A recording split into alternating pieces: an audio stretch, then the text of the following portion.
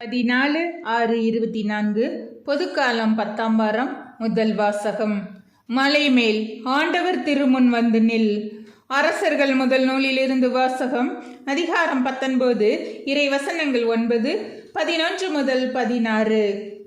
அந்நாளில் எலியா அங்கிருந்த குகைக்கு வந்து அதில் இரவை கழித்தார். அப்போது ஆண்டவர், வெளியே வா, மலைமேல் என் திருமுன் வந்து நில், இதோ ஆண்டவராகிய நான் கடந்து செல்லவிருக்கிறேன் என்றார். உடனே ஆண்டவர் திருமுன் பெரும் சுழல் காற்று எழுந்து மலைகளை பிளந்து பாறைகளை சிதறடித்தது. ஆனால் ஆண்டவர் அந்த காற்றில் இல்லை. காற்றுக்கு பின் நிலநடுக்கம் ஏற்பட்டது. நிலநடுக்கத்திலும் ஆண்டவர் இருக்கவில்லை. நிலநடுக்கத்துக்கு பின் தீ கிளம்பிற்று. தீயிலும் ஆண்டவர் இருக்கவில்லை.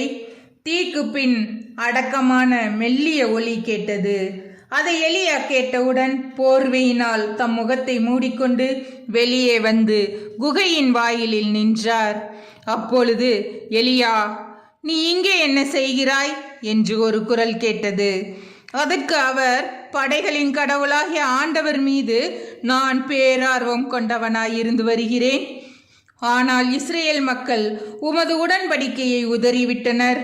உம் பலிபீடங்களை தகர்த்து விட்டனர். உம் இறைவாக்கினரை வாளால் கொன்றுவிட்டனர். நான் ஒருவன் மட்டுமே எஞ்சியிருக்க என் உயிரையும் பறிக்க தேடுகின்றனர் என்றார். அப்போது ஆண்டவர் அவரிடம், நீ வந்த வழியே திரும்பி தமஸ்கு பாலை நிலம் நோக்கி செல். அவ்விடத்தை அடைந்தவுடன் அசாவேலை சிரியாவுக்கு மன்னனாக திருப்பொழிவு செய். சிம்சியின் மகன் ஏகுவை இஸ்ரேலுக்கு அரசனாக திருப்பொழிவு செய்.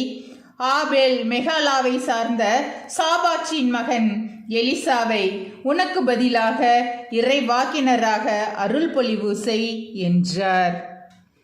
ஆண்டவரின் அருள் வாக்கு. இறைவா, உமக்கு நன்றி.